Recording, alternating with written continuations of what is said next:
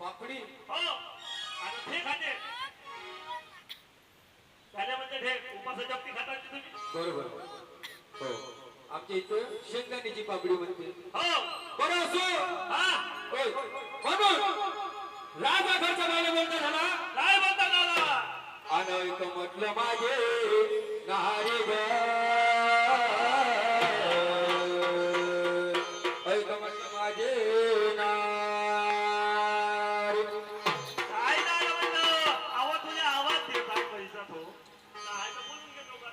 अहो काय सांगू तुम्हाला काय झालं गोसाई महाराज आले होते आपल्या वाड्याला म्हटलं रायावं मग काय झालं गोसाई महाराजांना माझा दान घेतला नाही राया माय नी पुत्री खाय म्हणे हो मला हा नी पुत्री काय म्हणे तुझ्या हातचं दान मला जमणार नाही म्हणे हो बरं आजपर्यंत किती साधू संत आले आपल्या घरून वापस नाही गेले हो कोणीच वापस नाही गेलं आणि ते साधू आले ना आपल्या घरून वापस गेले हो बरं काय हरकत नाही म्हणलं तू रडू नको ज्याप्रमाणे गोसाई महाराज आज आले होते हो त्याचप्रमाणे उद्या उद्या सकाळच्या प्रारामध्ये गोसाई महाराज आपल्या दारामध्ये येईल. हो येतील हो तू एक काम करजो काय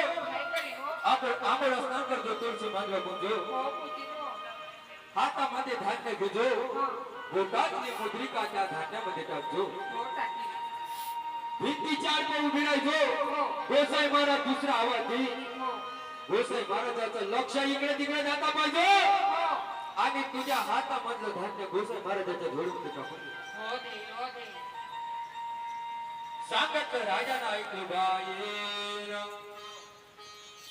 सांगत राजानं ऐकलं बायेन बोल भवानी आईचा उदे उदे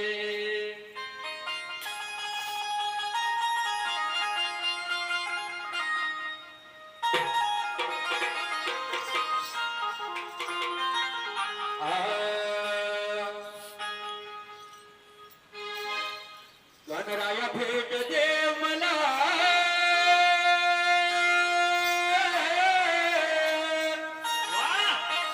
माझी छपत रे तुला अंबाबाई भेट दे मला